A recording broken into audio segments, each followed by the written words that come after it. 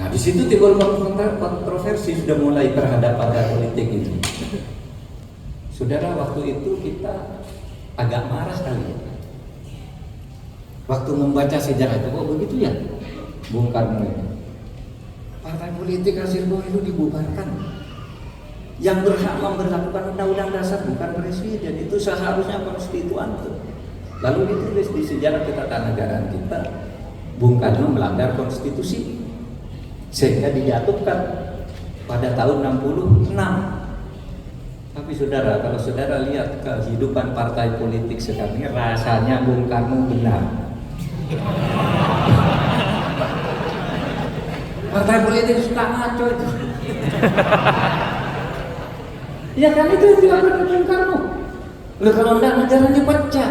Dulu kita maki-maki Bung Karno setiap penatanan ke-4 demokrasi terpimpin di sana. Lalu sesudah saya jadi menteri ditahu, oh iya ya, Bung Karno enggak salah kalau dibiarin kayak dia gini, enggak dilawan, enggak ditreatment dengan tegas, negaranya bisa hancur, saudara.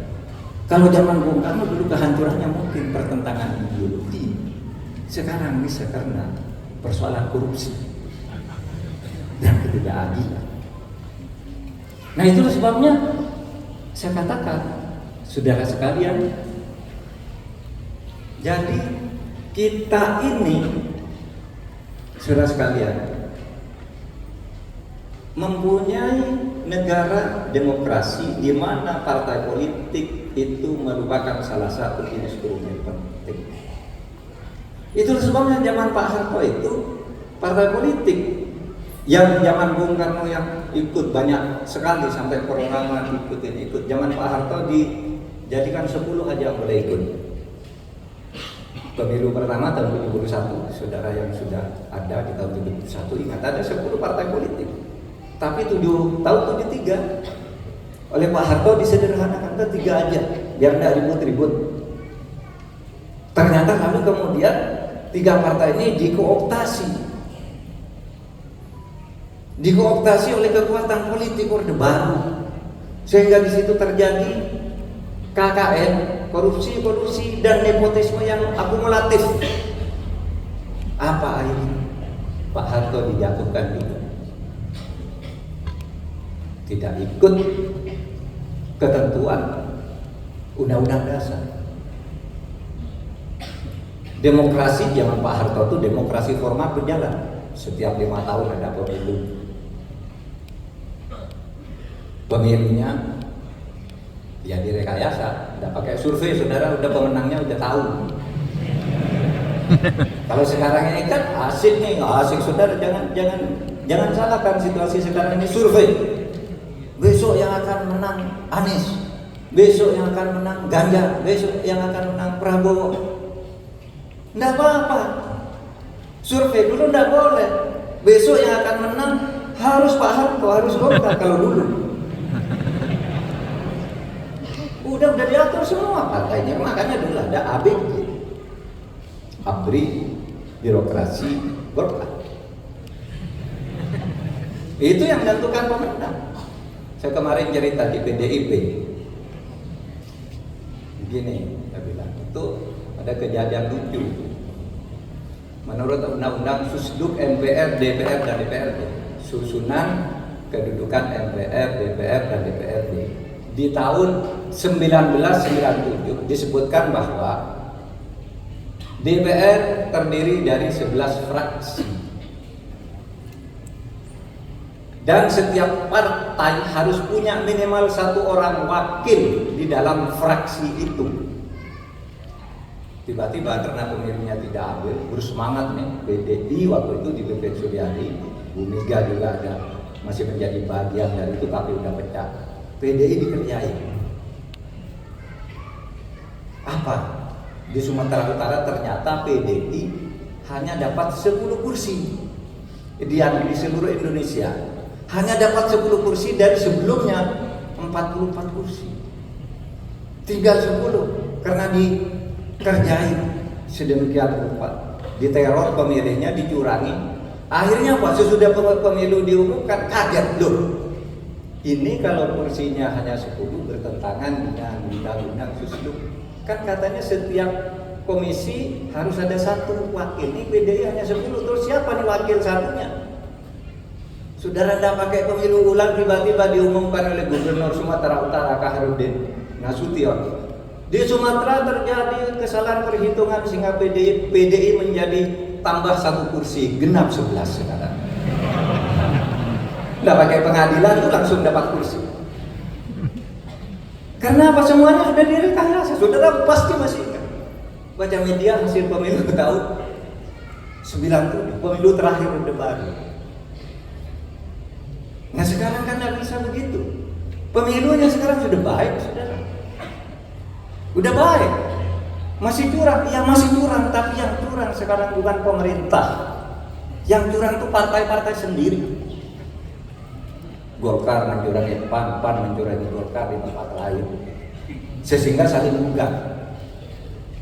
Nggak ada pemerintah. Loh, KPU nggak ada. KPU itu bukan pemerintah. KPU itu yang membentuk DPR. Hasil partai pemerintah, orang-orangnya partai politik semua yang memilih. Ini pemilu yang sekarang. Tetapi saudara, dan liberalisasi politik yang seperti itu, kemudian lahir apa? Yang lahir adalah politik transaksional, politik biaya tinggi, sehingga sekarang orang karena pemerintah tidak ikut ngawasi bisa beli ke KPU di tingkat bawah. Di suatu tempat di Jawa Timur beli ke bupati itu yang mengatur, lurah semua, lurah itu yang kemudian mengatur suara untuk setiap orang, bukan hanya untuk setiap partai, untuk setiap orang. Sehingga misalnya orang Papua bisa aja kalau dengan lurah, kenal dengan lurah itu menjadi wakil dari Jawa Timur karena suaranya bisa diatur. Sekarang nah ini pilihan politik kita ini sudah benar atau tidak? Ini persoalannya. Kalau mau pembongkaran partai politik, gimana nih cara membongkarnya? Apa ngubah sistem pemilunya? Atau apa? Sehingga sekarang ini, saya kemarin bicara kok susah ya mengajukan aspirasi-aspirasi yang baik bagi pembangunan itu, tetapi selalu gagal di DPR.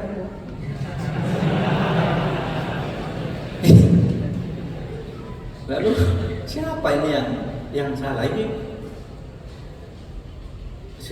zaman Bung Karno itu undang-undang, wah hebat, banyak lahir. Setiap ada aspirasi rakyat, undang-undang dibuat, undang-undang. Zaman Pak Harto juga lumayan. Nah sekarang ini undang-undang penting, nggak bisa lahir. Parpolnya nolak, DPR-nya nolak. Ketika ditanya, DPR kok nolak? Dan kan bagus, bos.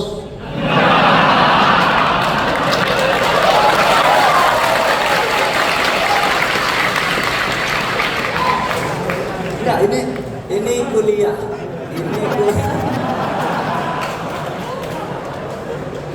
Ini kuliah fikih politik.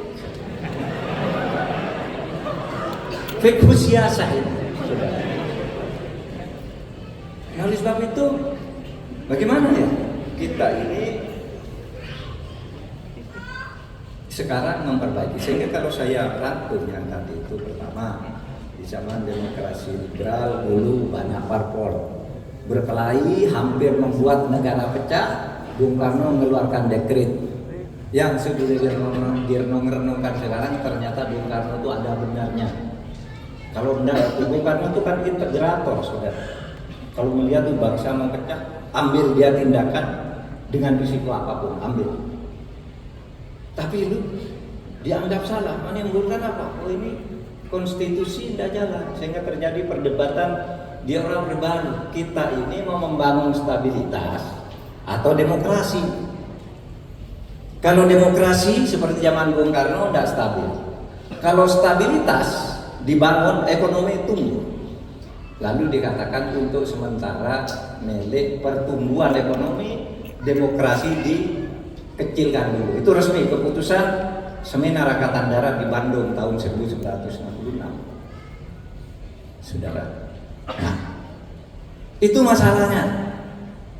Kemudian di era Orde Baru disederhanakan agar partai tidak terlalu banyak instruksi, modal asing susah masuk, kalau tidak ada stabilitas, maka zaman Orde Baru hebat, itu tumbuh ekonomi rata-rata setahun 7%.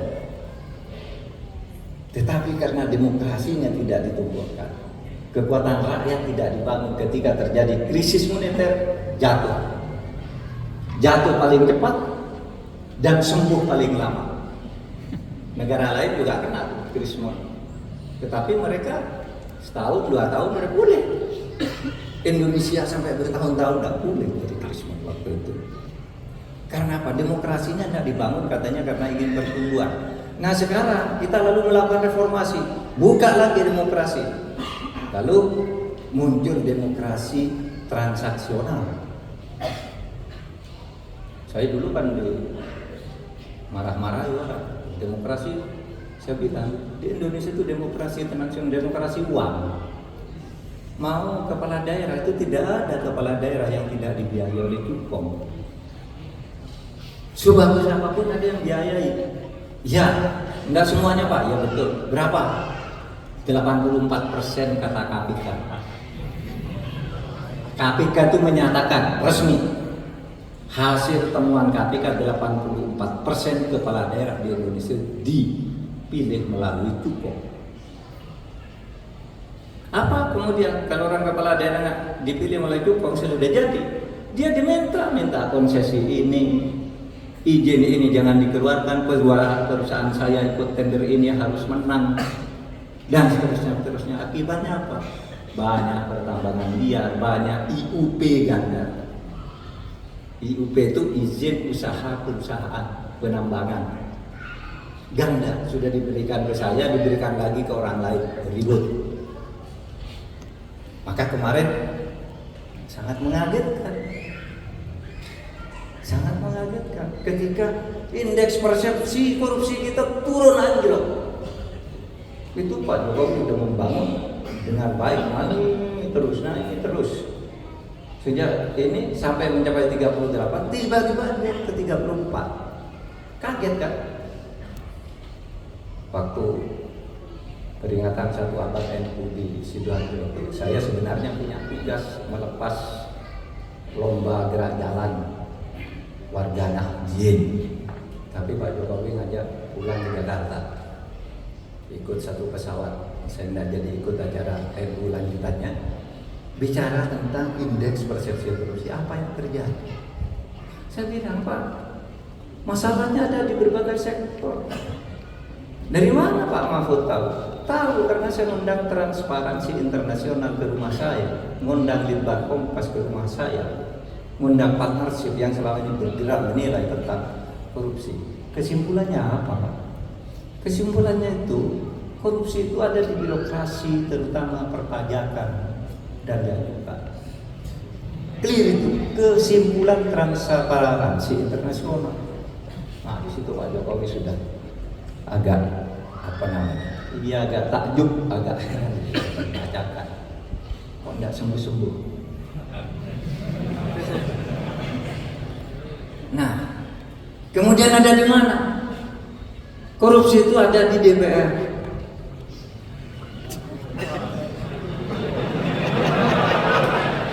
Apa bentuknya di DPR itu? Ya bentuknya konflik of interest. Anggota DPR ada yang merangkap perusahaan ini, perusahaan itu, lalu ketika menyusun anggaran, itu proyek ikut nitip. Ada lagi berfungsi ganda, konflik of interest. Menjadi lawyer kemudian ikut ngurus perkara orang. Itu temuan Transparansi Internasional. Yang ketiga di pengadilan. Kasus-kasus sudah dibayar. Ada tuh udah ditangkap tuh. Di Mahkamah Agung ini ada 4 hakim agung ditangkap sekarang. Bayar. Perkaranya udah jatuh. Kan Perkara udah dijatuhkan itu enggak bisa diubah. Saudara. Hakimnya ditangkap. Itu katanya di Mahkamah Agung. Dan itu internasional, saudara. Investor-investor asing yang memberitahu itu, Pak, kalau kami urusan itu harus ke DPR bayar sekian, ke pajaknya kena sekian. Ini Bu, sesudah ini ditawar begini, sudah kami mau bayar pajak penuh, tapi diminta udah turun aja, tapi sisanya dibagi. Udah tahu semua catatannya, saudara. Sehingga wah, kok enggak sembuh-sembuh ya? Gitu yang muncul. Ini yang harus kita perbaiki di dalam ketatanegaraan kita, yang pada sore hari ini kita bicara tentang parpol. Nah, saudara sekalian, kalau kita teliti lebih lanjut, reformasi di awal periodenya, periode era reformasi itu kan kehidupan partai politik itu bagus banget. Pemilu terbaik sesudah Orde Baru adalah pemilu era reformasi pertama tahun 99, di mana PDIP menang mutlak dibandingkan yang lain 36%, yang lain dibagi ke sekian banyak partai, tapi 36% diambil PDI sendiri. Karena demokrasinya waktu itu bebas. PDI banyak pendukungnya menang, PDIP dipimpin Bu Megawati menang. Dan saudara coba lihat pemilu yang baik, hasil pemilu tahun 99 sampai 2004 tidak ada korupsi. Bagus, DPR-nya bagus, produknya bagus-bagus, lahir undang-undang, KPK undang-undang, MK undang-undang, Komisi Yudisial. Korupsi tidak ada. Saya pernah jadi Menteri Pertahanan, tidak ada kasus korupsi saat itu. Zaman Habibie tidak ada korupsi baru, takut semua.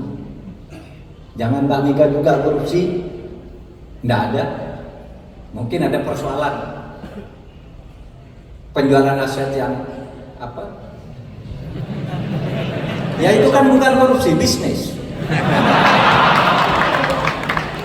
Tapi korupsi yang bersungguh-sungguh kemudian muncul sesudah tahun 2004 dan seterusnya. Di situ mulai timbul politik uang.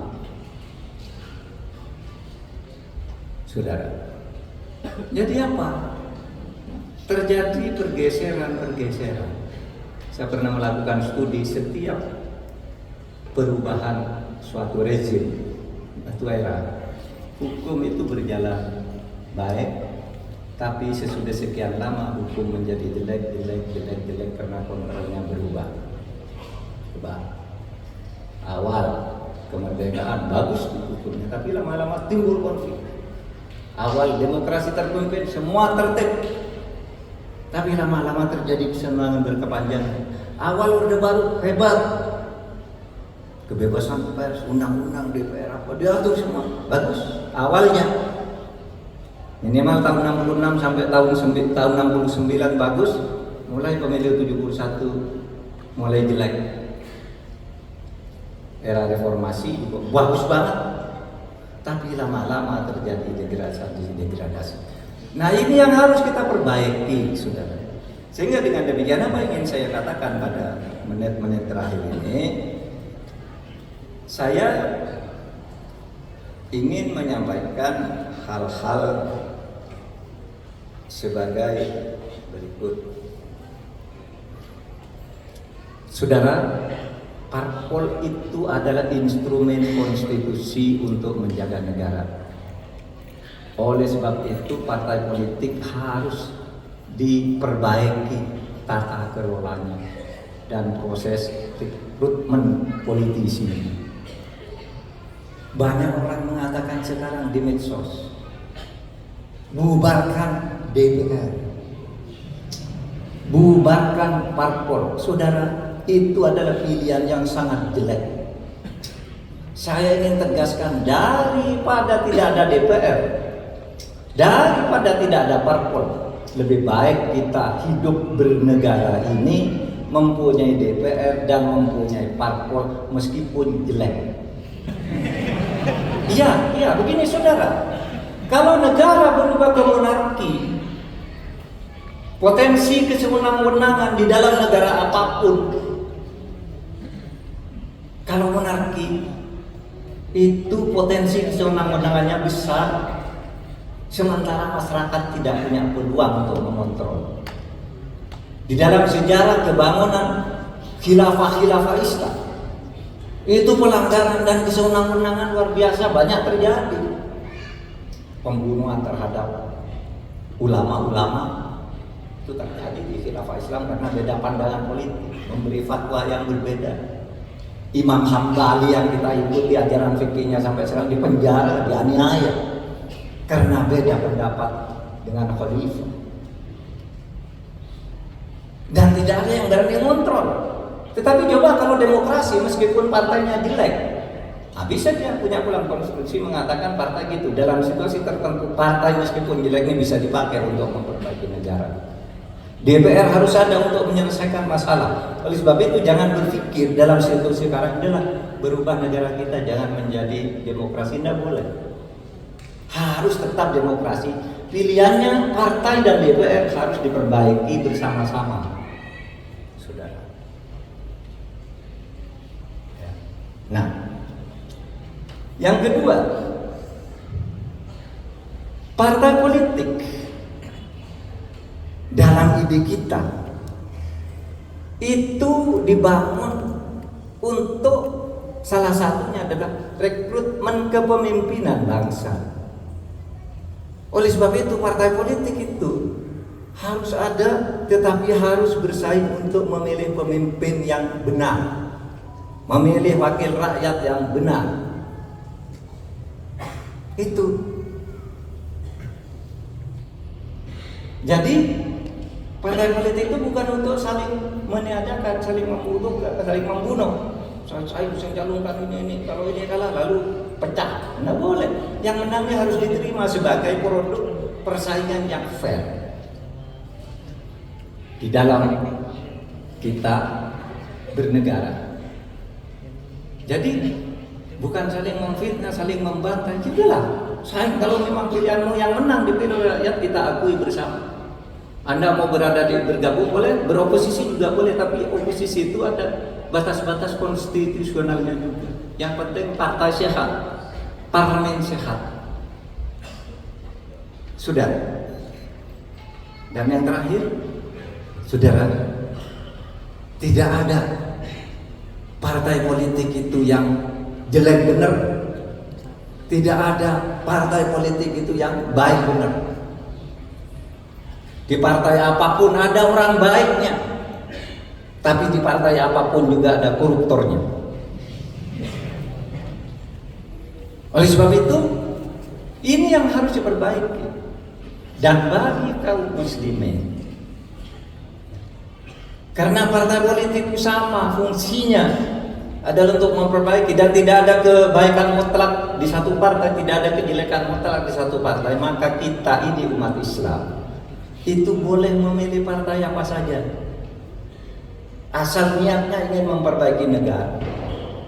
Saudara, milih PDIP tidak haram, milih Golkar tidak wajib, milih PAN tidak sunnah juga.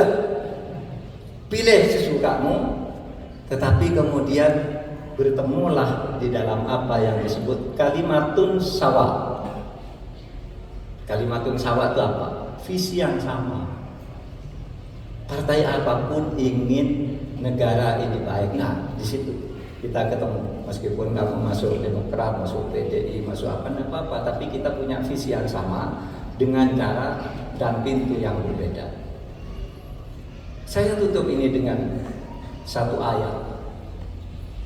Kisah Nabi Yakub ketika suatu saat anak-anaknya tertangkap di Mesir oleh aparat penegak hukum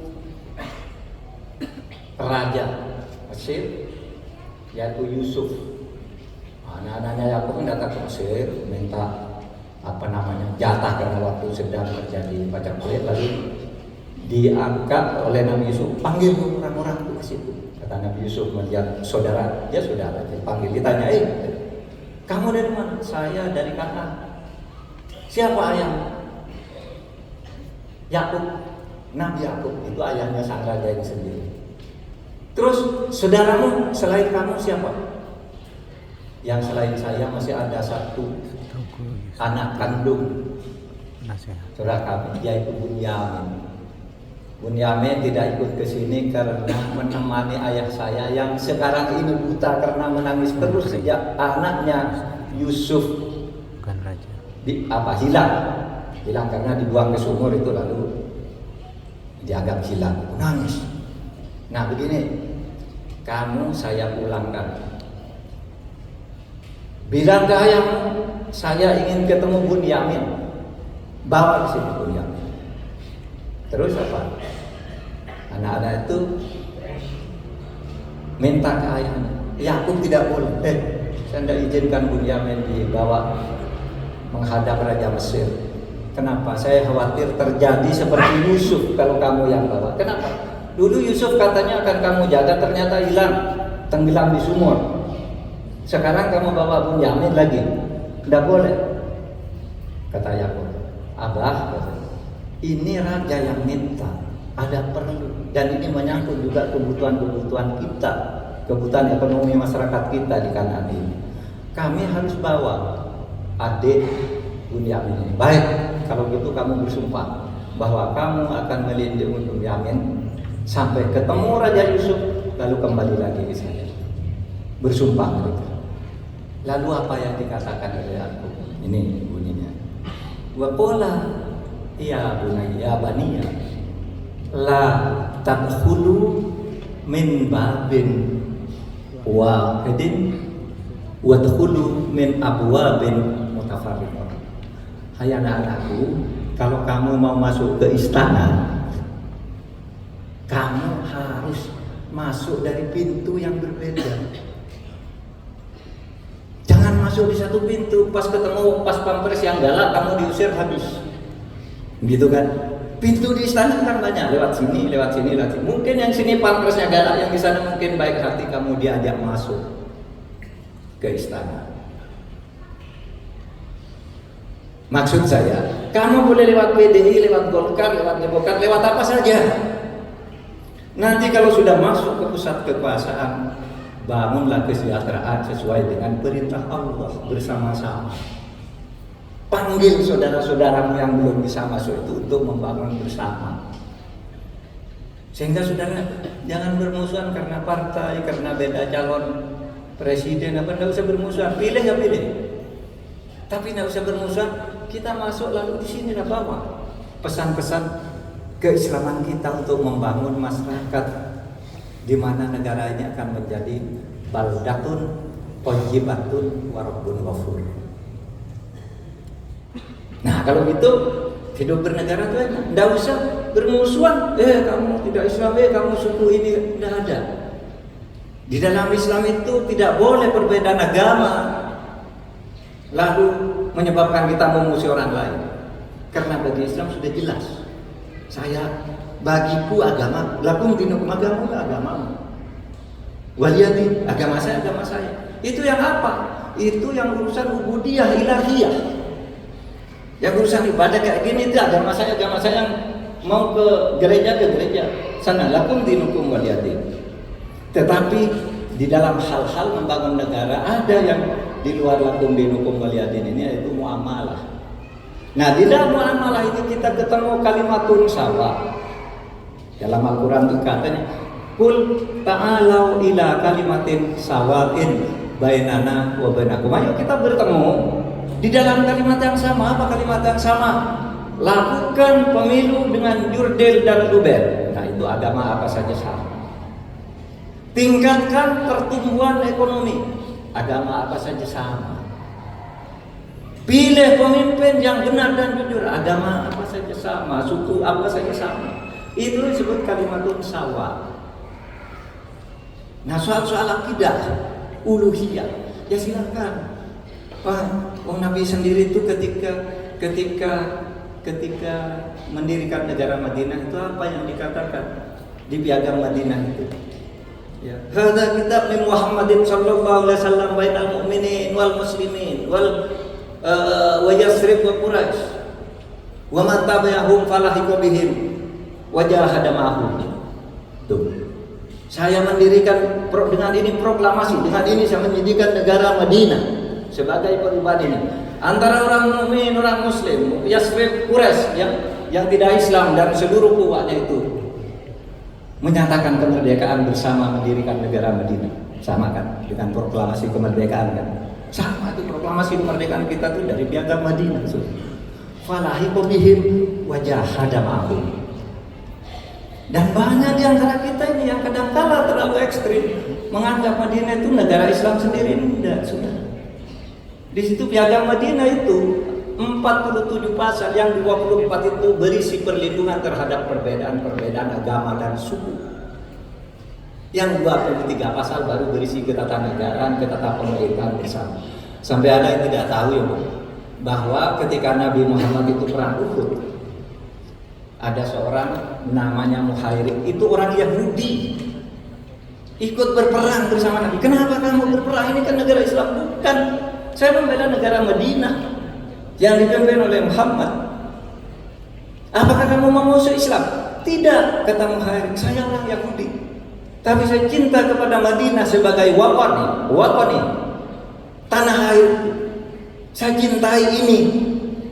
Saya cinta kepada Muhammad karena dia pemimpin yang adil.